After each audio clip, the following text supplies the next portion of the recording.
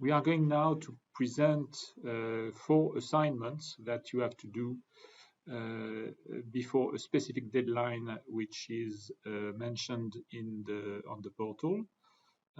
These 4 assignments must be done in 4 different GAMS files, and you do the first exercise following the order, and once done you copy it in a second file, and you include the modifications that is explained in the second exercise, and so on. Get to work as soon as possible because there is a lot of work, and don't hesitate to ask us for help. We are here to help you, so do not hesitate. And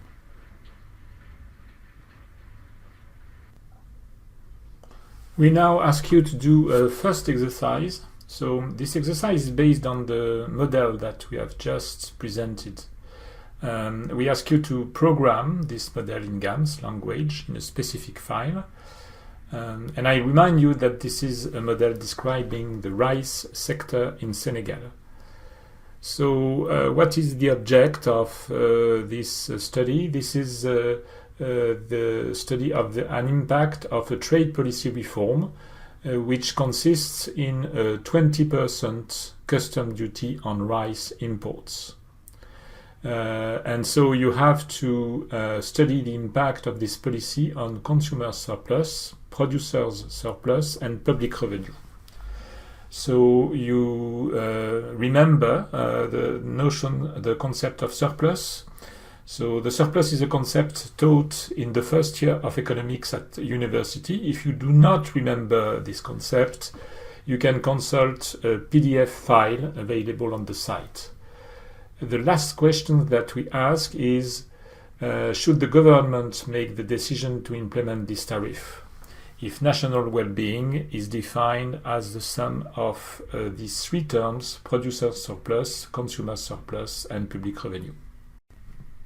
So you need some data to feed the model. Here are these data. So these are initial data for the model. So first, the initial custom tariff, which is T, which is equal to 0. Then data from the website of the Food and Agricultural Organization, FAO-Stat. So first, the world price of rice. It is expressed in dollars. Then the local supply in Senegal of rice in tons. And then the local consumption of rice, also expressed in tons.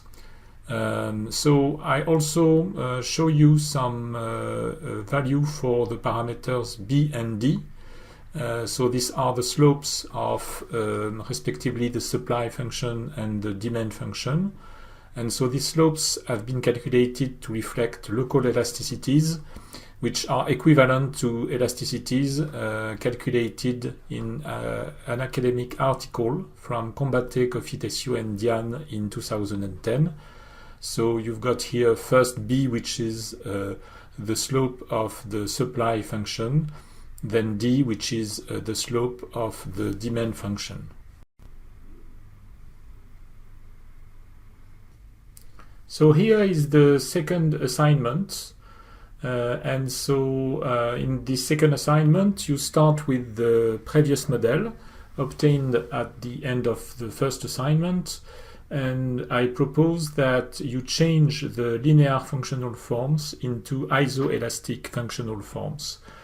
So I think this is an interesting exercise in particular because you will have to think about functional forms. And also because you have to think about calibration.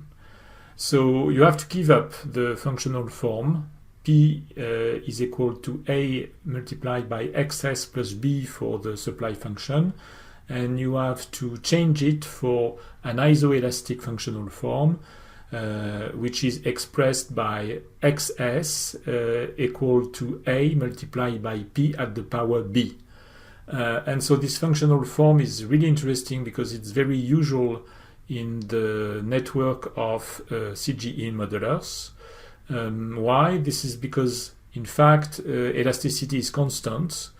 And so you have to estimate with econometrics only one parameter, which is b, because we can in fact show that b is equal to dxs over dp multiplied by p over xs. So this is the elasticity of supply with respect to price.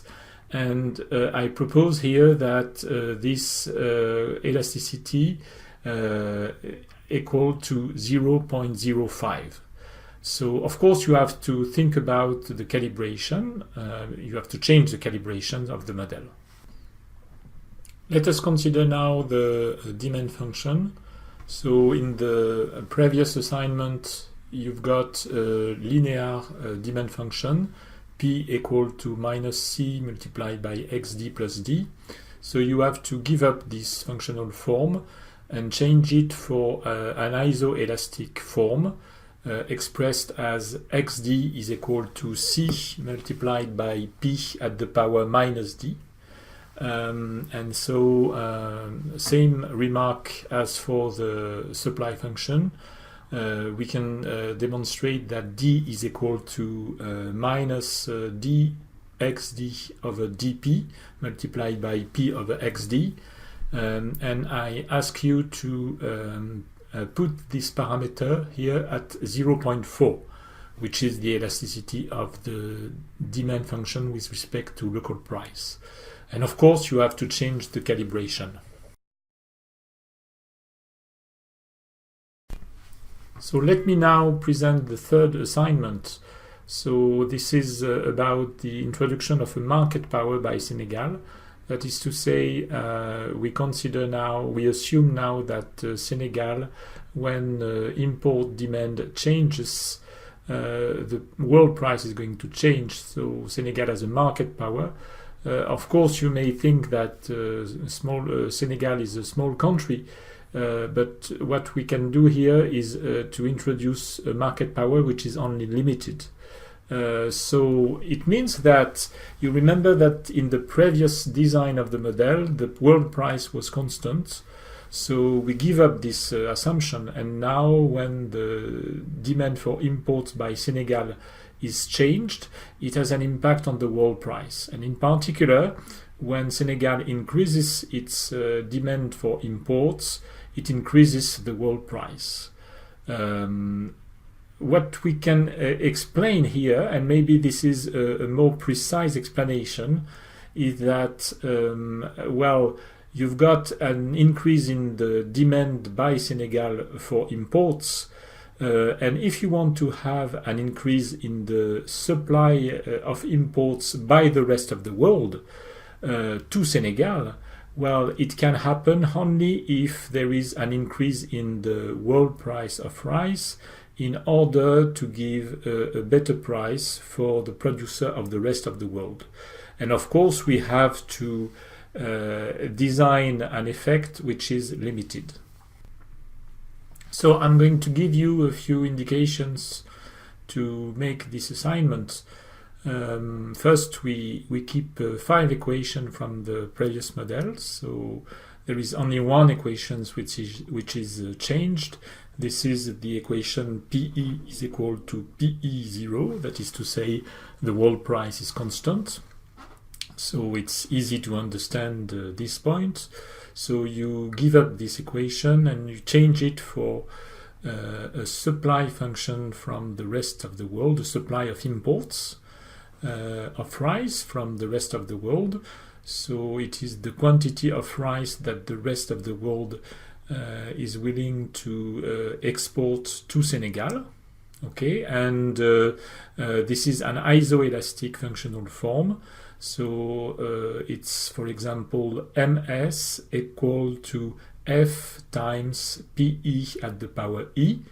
So it's a positive, an increasing relation between the supply of imports by the rest of the world to Senegal and the world price. So it's exactly the kind of relation that we just explained in the previous slide. And I ask you to put E at a value of 60. Why? Because if you've got a certain variations in the quantity of imports, well, with such an elasticity, you will have only a small variation in the world price.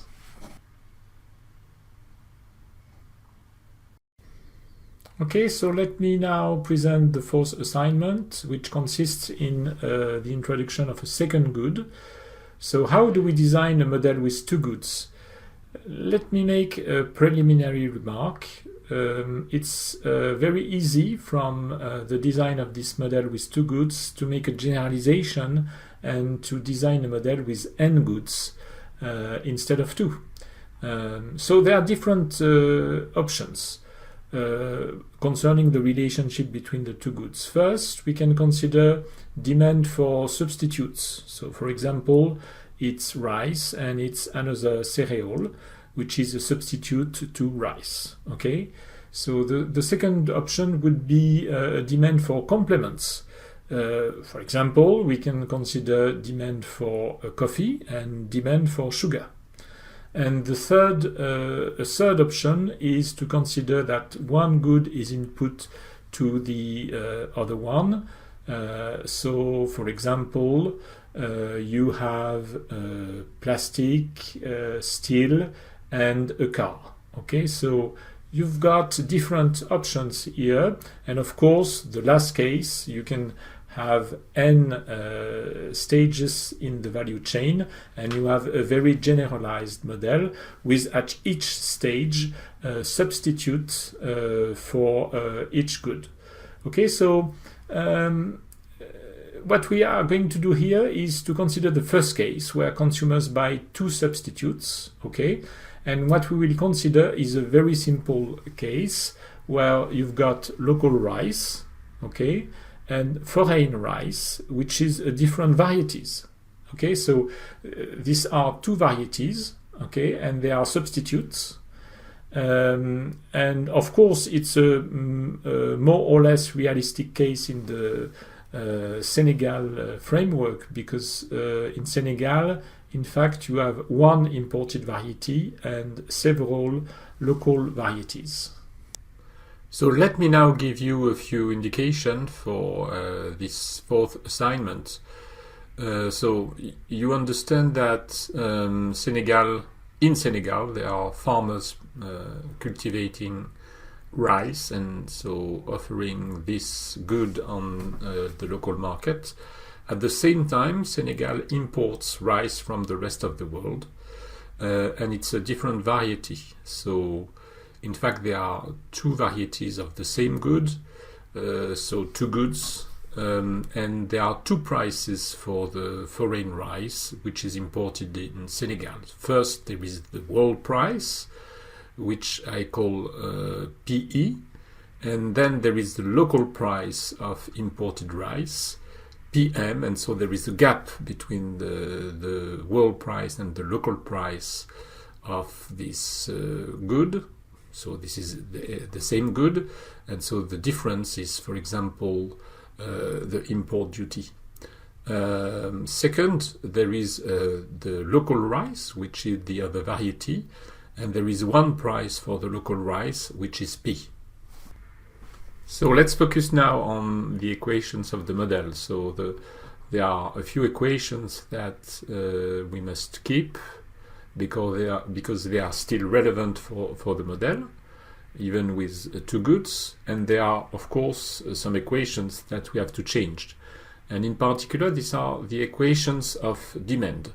Why? Because in fact there are two goods in consumption, and there are substitutes, and so it means that the demand of one good depends on the price of this good, but also on the price of the substitute. So for example, you've got the demand for local variety, which must depend on the local price of the local variety and the local price of the imported variety. Because of course the imported variety is substitute of the local variety. So it means that you cannot keep the previous form, which implies that demand for local variety only depends on the price of this variety. And of course you have also to change the demand for imports. Okay. The previous form implied that it's only a definition in terms of excess demand, but right now it has to change because the demand for imports depend on the local price of the imported variety, okay, but also the local price of the local variety, which is a substitute to the foreign variety. So you have to change these two equations. So here I write the demand function under a general form. So I call D demand, and demand for a specific good is a function of the price of this good, P, and the price of the substitute, which is P prime. So what is the form of the relation between P and D? That is to say, between a demand of a specific good and the price of this good. It is a decreasing function, which is something that we have already used and shown. And so we've got this decreasing relation. What is the form of the relation between D and the price of the substitute? It's an increasing relation. Why? Because in fact, when P prime is increased, so consumers are less interested by the substitute, and so they are more interested by the consumptions of the first good. So when P prime increases, D increases. And of course, you have to implement this relation under an isoelastic functional form. I just want here to illustrate what I have just explained with a graph. So it's a graph describing the adjustment of supply and demand of the local variety. So with quantity on the horizontal axis and the price of the local variety on the vertical axis. So on the horizontal axis, it's quantity of demand for the local variety. And of course, you've got supply which is still increasing with price. Okay, this is supply of the local variety. And you've got local demand for local variety, which is decreasing with price. And so the intersection of demand and supply gives you the equilibrium price and the equilibrium quantity. So what I just want to illustrate here is what happens when the price of the foreign variety is increased. In fact, there is a translation of the demand functions on the right. So why? This is because in fact local consumers, they are less interested by the foreign variety because the price of this variety is increased, and so they turn on the consumption, partly on the consumption of the local variety. And so it means for any price of the local variety, the local demand is more important. Okay, and so the new equilibrium price and the new equilibrium quantity for the local variety is higher. Okay, and so we've got here an illustrations of what happens when the price of the imported variety is increased. So it remains the initial data to calibrate the model. So you've got here the initial import duty, which is equal to 0. So import duty on foreign rice implemented by Senegal. Then data from FAO Stat with initially the local price of the local variety, which is in US dollar. So it's the price of a ton of rice. Its P0 is equal to 590 US dollar per ton. And then the world price of the rice which is imported by Senegal, which is which is in a ton, in US dollar per ton, and so it is PE0 is equal to 570 US dollar per ton. And then you've got the initial local supply, which is 726,000 tons of supply of local rice. And then you have the demand for imports, which is also in ton, and which is 6,830,683 tons. Okay, so here are the elasticities which are necessary for the calibrations of the model. So they come from a review of literature. Of course, it's better if you conduct your own econometric estimation of these elasticities. But here we do not have enough time, so I give you these elasticities. So B is elasticity of local supply to local price. B is equal to 1.5. D is the elasticity of local demand to local price. So D is equal to 1.02. And you've got DM. DM is the elasticity of import demand with respect to local price of imports. So DM is equal to 1.02. And here, as you have substitutes, and so demand depends on price and price of the substitute. You've got two cross price elasticities. First, EDM. EDM is the cross elasticity of demand for local rice with respect to local price of imported rice. So EDM is equal to 0.96. And EMD. EMD is the cross elasticity of demand for imported rice with respect to local price of local rice. EMD is equal to 0.96. And you've got also E. So E is the elasticity of foreign supply of imports with respect to world price. So it doesn't change as compared to the previous assignment, and E is still equal to 60.